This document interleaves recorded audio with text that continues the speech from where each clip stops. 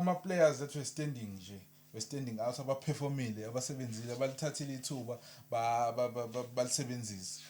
ngingambali lo uthathe maybe 75% we-game edlala nje ganga nje uMatteo uzostarta futhi nangolesithathu la neGolden Arrows ngiyamazi so uLokhunja uReyners ngiyaba ku-injury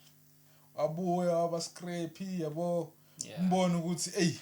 akabuyi hayi manje ubuyile khona ingoma enathi si I want my juice back hayi uyifuna la ijuice yakhe uLokhunja uReyners